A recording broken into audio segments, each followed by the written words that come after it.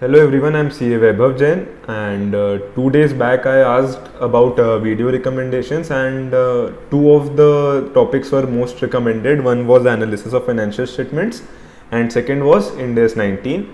So today I'll be covering analysis of financial statements and maybe later on Ind AS 19 someday.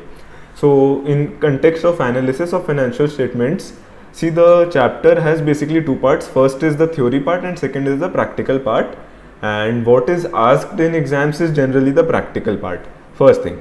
Secondly, in this video I'll not be covering the theory part because it is very really theoretical, which I am not good at. So I'll be covering the practical part, and the fun fact here is that the practical part has no relevance to the theoretical part of this chapter.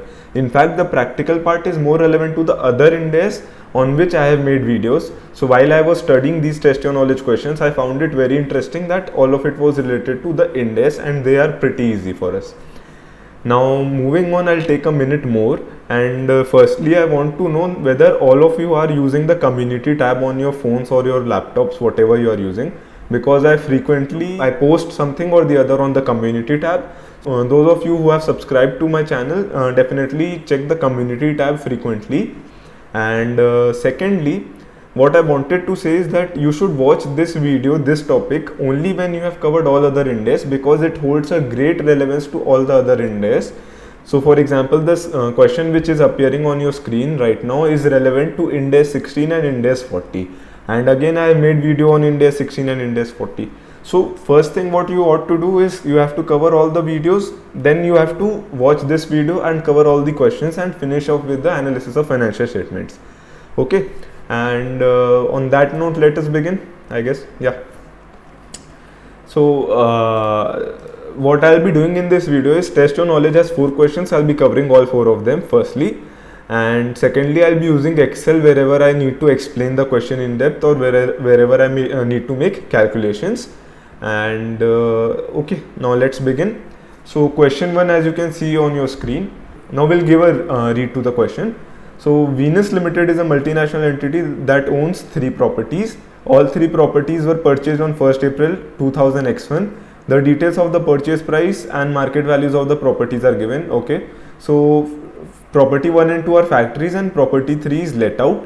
Purchase price, market value, life and measurement models have been given. Okay, so property 1 and property 2 are used by Venus Limited as factory building, while property 3 is let out to a non-related party at market rent, and the management is presenting all the 3 properties as property, plant and equipment.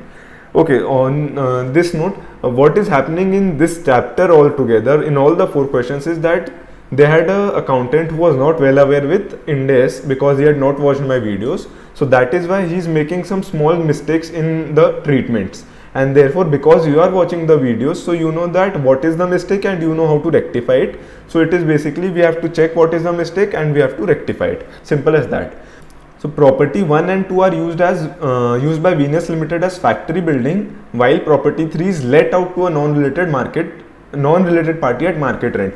So property 1 and 2 are basically property, plant and equipment, and it will be covered under Ind AS 16. And property 3 being investment property, because it is let out, it will be covered as an investment property under Ind AS 40.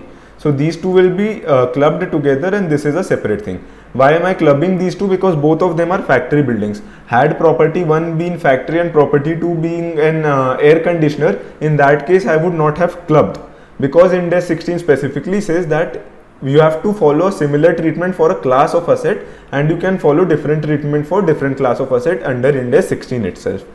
Okay, so moving on, the company does not depreciate any of its property on the basis that the fair values are exceeding the carrying amount, and recognize the difference between the purchase price and fair value in the statement of profit and loss. So when I'm reading these questions, I'm identifying what are the mistakes here. So let's do the mistake part. What are the mistakes? First of all, it cannot identify all the 3 properties as property, plant and equipment. So this will be our mistake 1, because property 1 and 2 will be PPE and property 3 will be our IP, that is investment property. So this is mistake 1. Now second mistake here is in the measurement model. See, for property 3, which is outright investment property, Ind AS 40 says that we can follow only cost model and not revaluation model. So here if we are following revaluation model, that is a mistake. And in case of property 1 and 2, Ind AS 16 says that for a particular class of asset, you can either follow the cost model or the revaluation model. But in this case, even though both were the same class of assets, we are following cost for one and revaluation for other, which is again a mistake. So there is a mistake in the measurement criteria, there is a mistake in the identification criteria. Third mistake here is in the depreciation part, because we have to mandatorily depreciate the assets, and in this case the company Venus Limited has not depreciated. And lastly, what it is saying that the company is recognizing the difference between the purchase price and fair value, basically the revaluation, through SPL.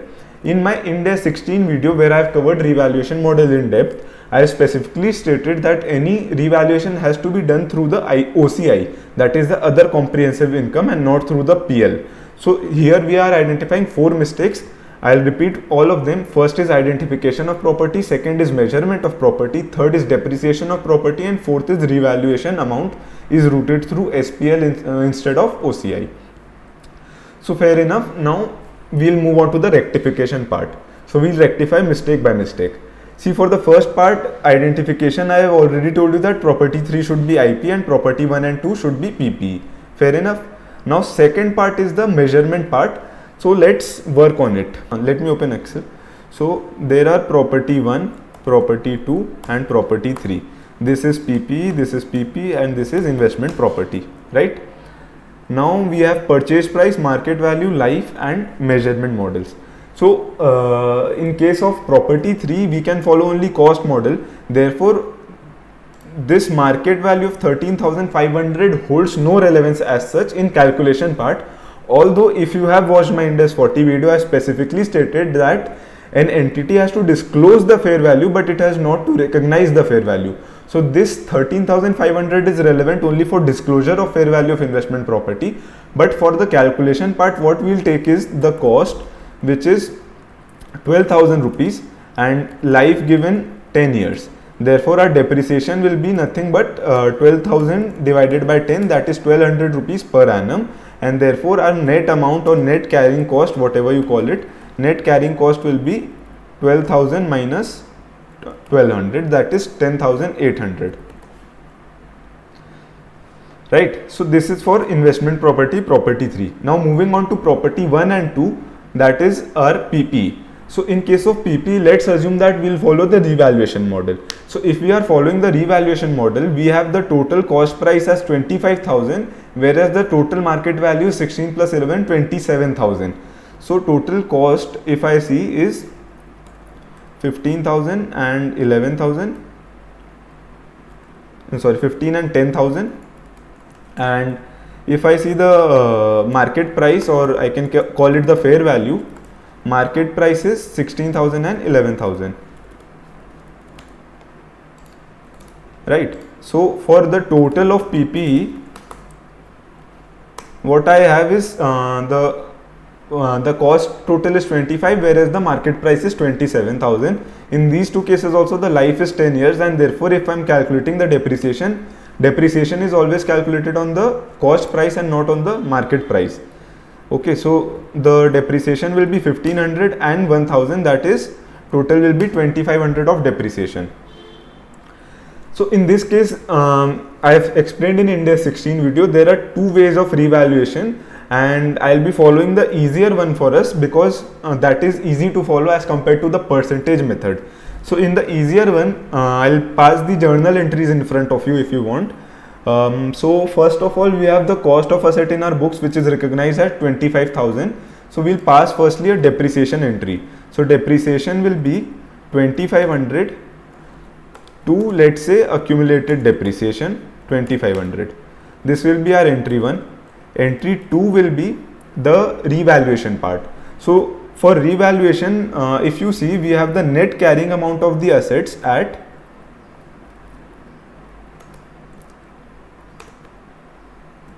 the net carrying amount is 22,500, whereas the market price is 27,000. So therefore the net effect will be a revaluation amount of 4,500. I hope I am being clear here. So because of that, what will be the next entry is accumulated depreciation 2,500, and fixed assets will be increased by 2,000. See, the fixed assets were valued at 25,000 rupees of cost instead of 27,000 of market value. So we'll have to increase the fixed assets value by 2000 rupees, and this all will be transferred to our reval reserve. So reval reserve will have a balance of 4500. And lastly, this is a rectification entry again. This reval reserve of 4500 will be routed through OCI rather than PL, and therefore this will be your final entries. So I hope this sheet makes it clearer. So now I'll go back to the answer sheet, and if you want, I'll attach this working sheet to this video, so you can find it in the description on that link, right?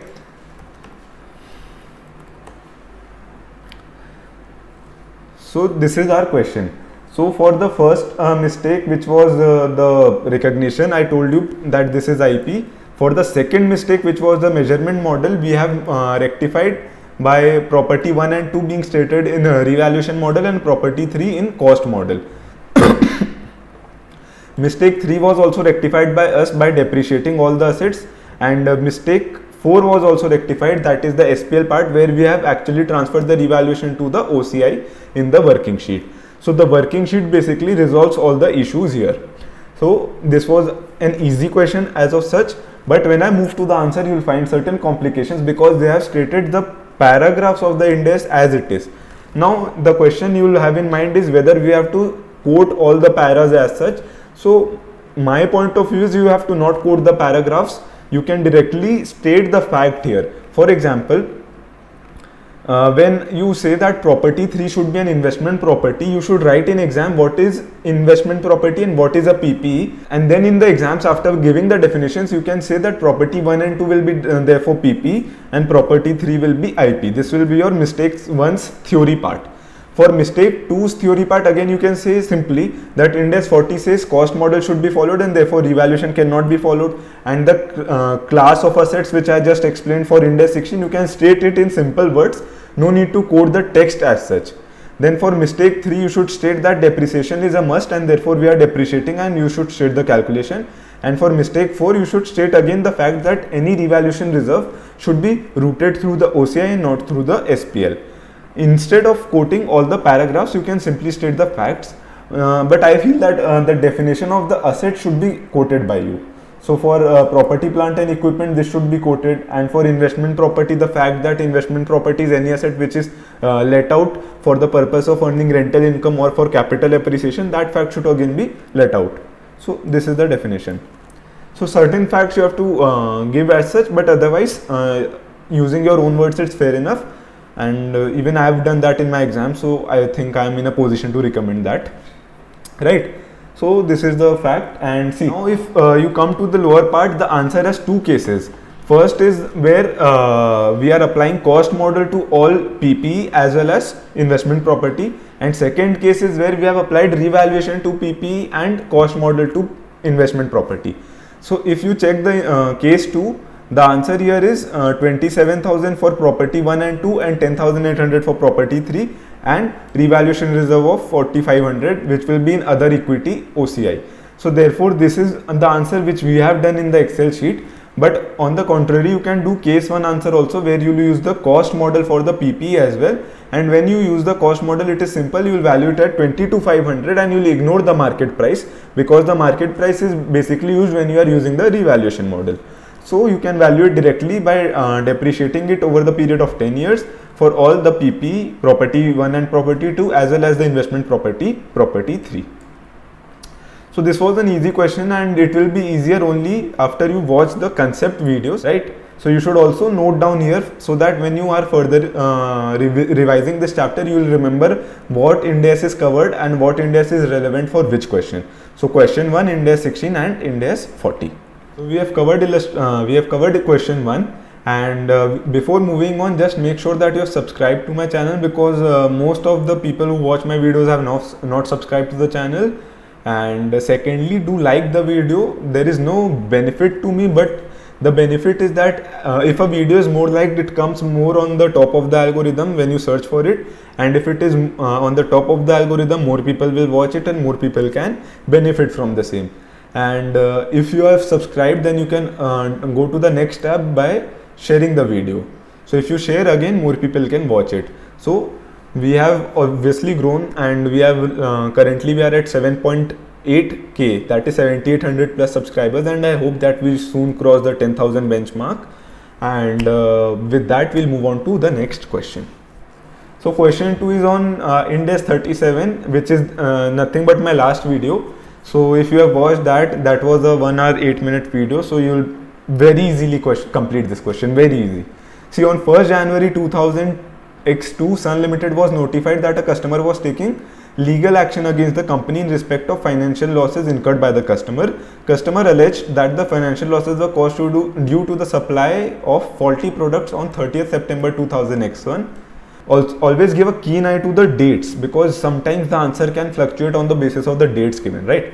So on 1st January, the company was notified because of a faulty products which it has supplied earlier on 30th September 2000 X1.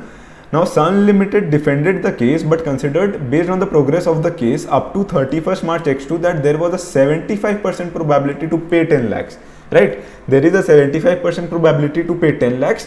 That means that there is a 25% probability that the company will pay nothing as a damage.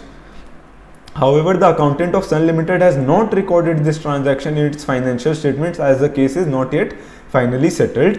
The case was ultimately settled on 15th May, and the company had to pay a damage of 12 lakhs, and the financials have been authorized after 15th May on 18th May 2000 X2.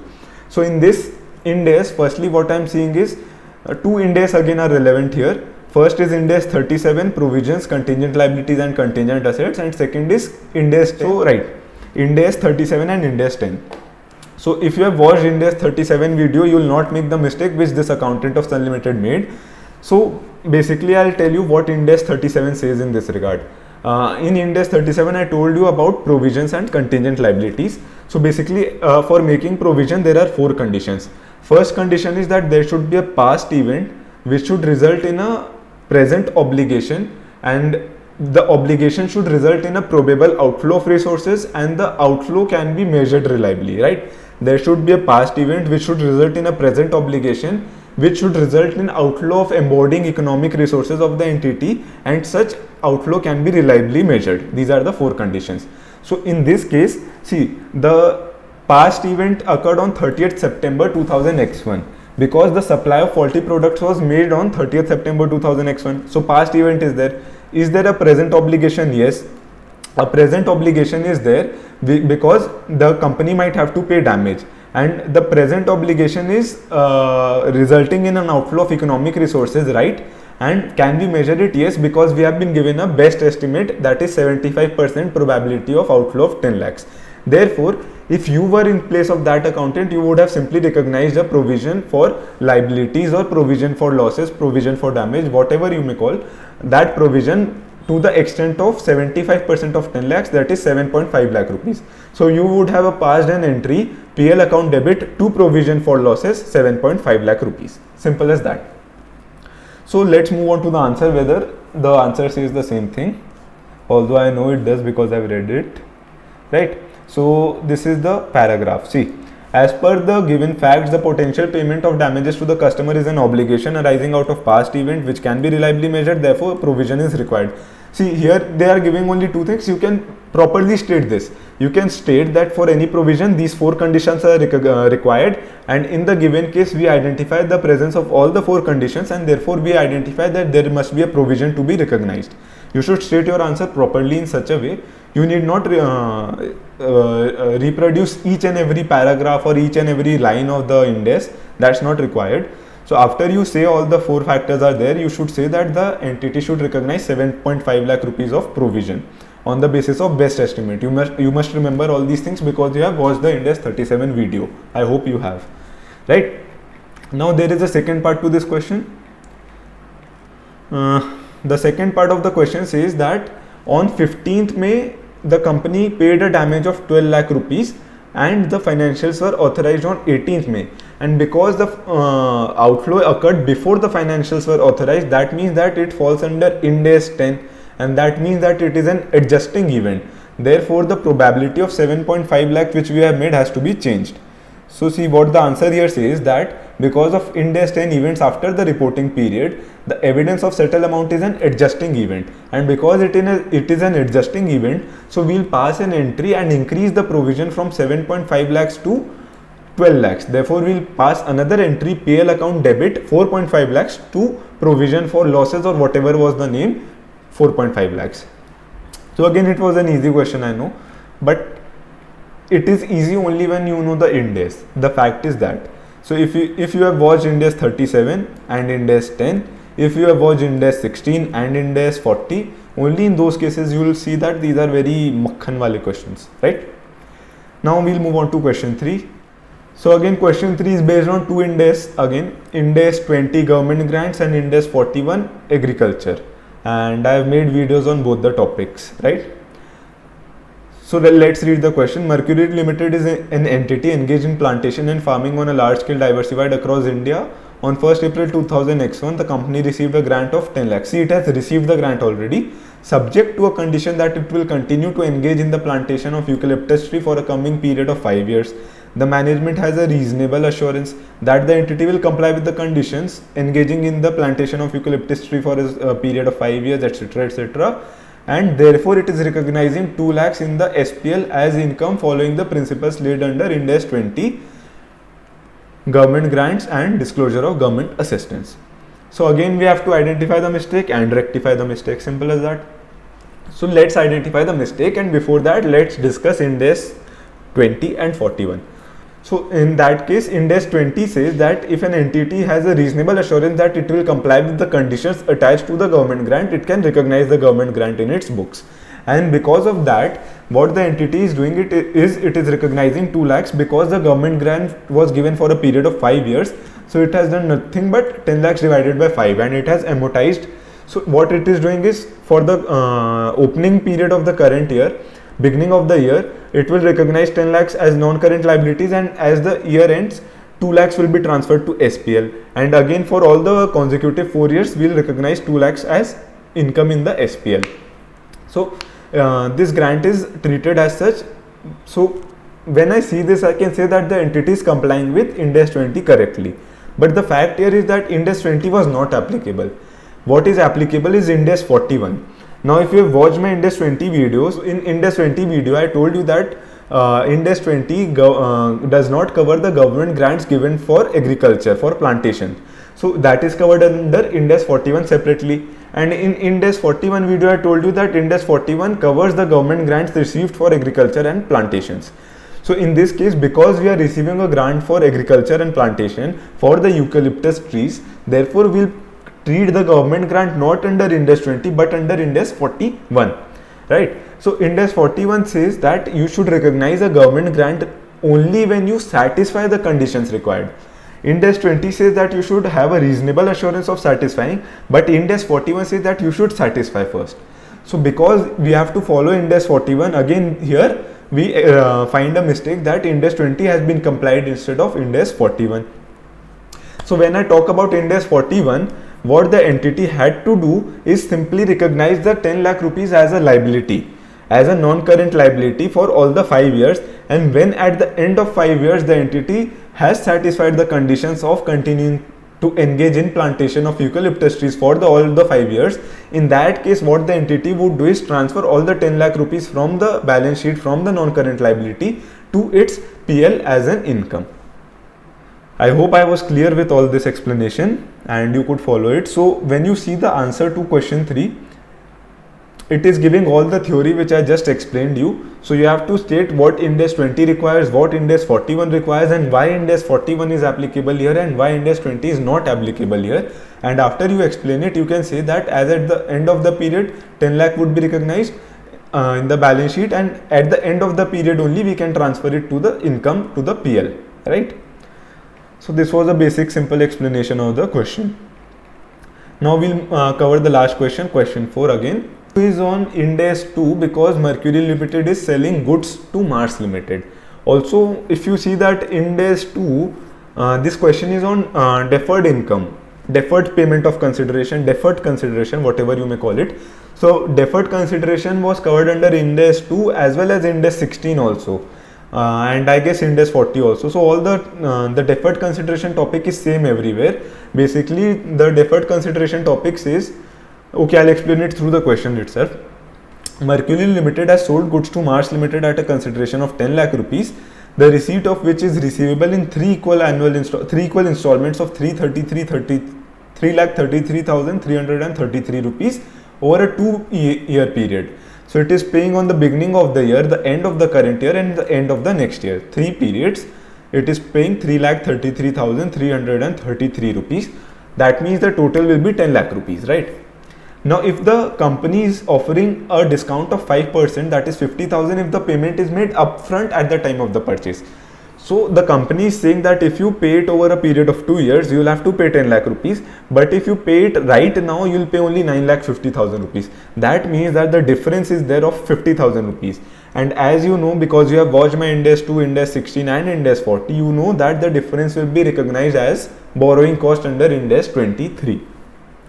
So what will happen is the 9,50,000 is the fair value of the goods which have been sold by Mercury to Mars, and the 50,000 rupees will be an interest income for Mercury Limited and will be an interest expense for Mars Limited, right?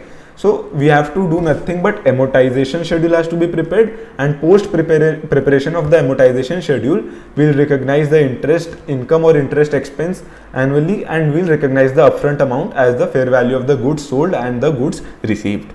So here again the accountant has made a mistake. He has recognized the revenue from sale of goods at 10 lakh rupees instead of 9,50,000 rupees. So we have to see that what should be the correct treatment. So this question I'll explain through Excel, right? So let's change the sheet. So firstly I'll talk about Mercury Limited. Mercury Limited has sold the goods, right? So Mercury Limited is total it is receiving 10 lakh rupees, and upfront amount, or I should say the fair value of the goods, were 9,50,000 rupees because there was a discount element. So the difference is nothing but interest income. And now for the actual recognition of the amounts, you have to prepare a amortization schedule. So there were 3 periods. The periods were 1st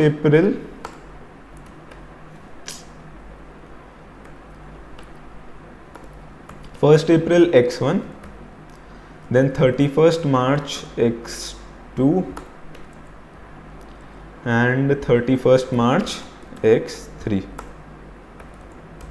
right? So see, we are standing on 1st April X1 itself. So whatever amount is paid here is the interest will not be levied on that amount because that amount has been paid upfront. So upfront we received 333,333. So out of 10 lakh rupees we have received 3,33,333. So because it has paid this much, we'll levy interest only on the balancing part. So 9,50,000, which was actual fair value, from that we'll subtract the upfront amount which has been paid. So for 16,667 we'll levy interest for 2 years, right? So let's prepare an amortization schedule here.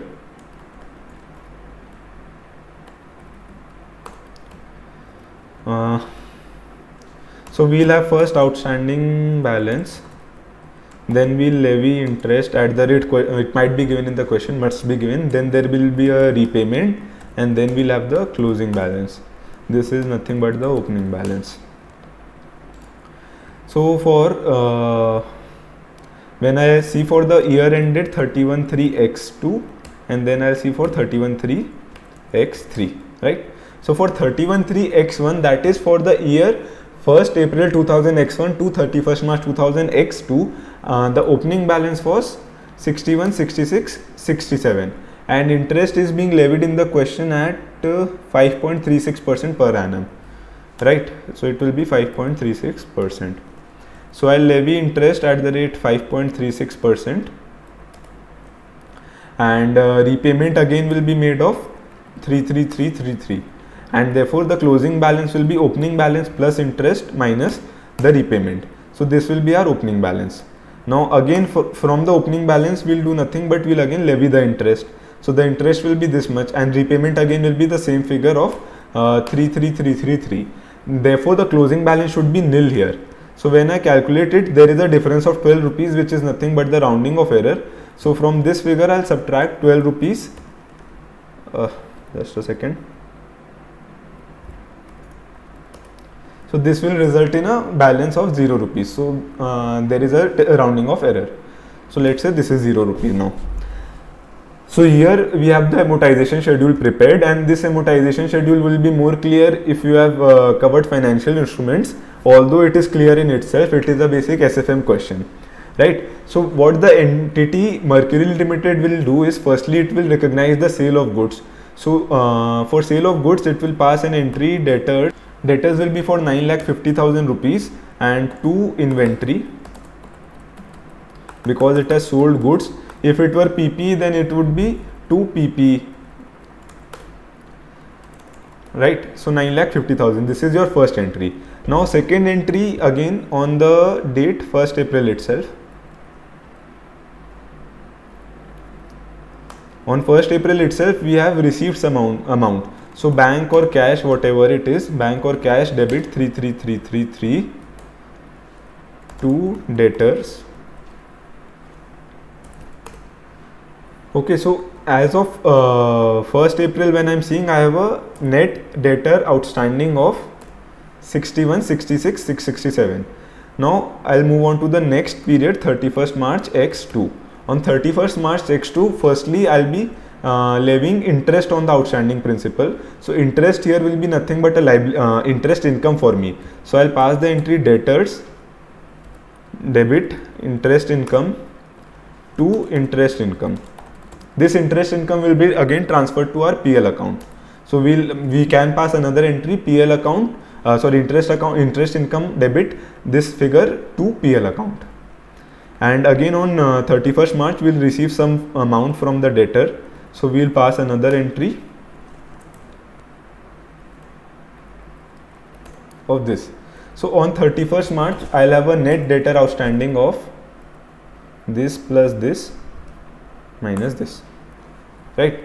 Then on 31st March X3 again I'll have the same entries, but the figures will change.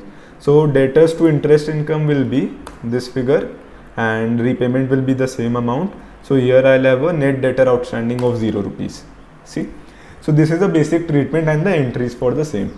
So I'll attach both these sheets to the description so you can find it there. So this was the correct treatment which we have identified, and this is in context of Mercury Limited. When you want to know in the context of Mars Limited, so you have to do the same thing, only the interest income will now become the interest expense and the receipts will become the payments. So where we have passed the entry debtors to inventory, we'll pass the entry inventors to creditors. Here we'll pass creditors to bank, interest expense debit to creditors, creditors to bank, interest expense to creditors, and again creditors to bank.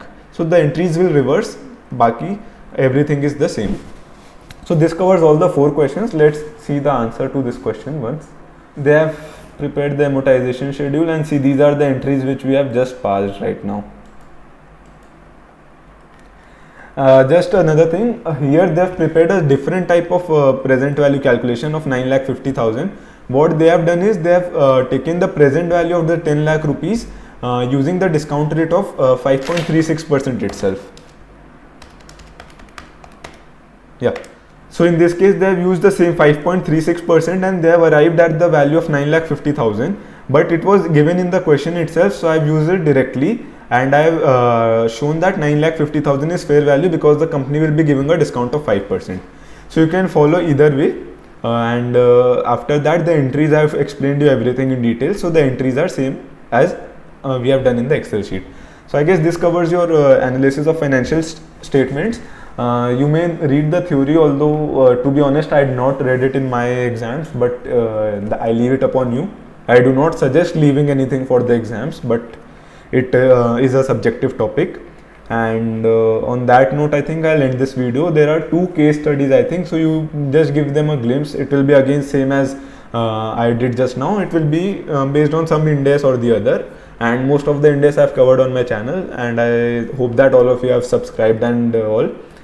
Okay, and on that note I'll end this video, right?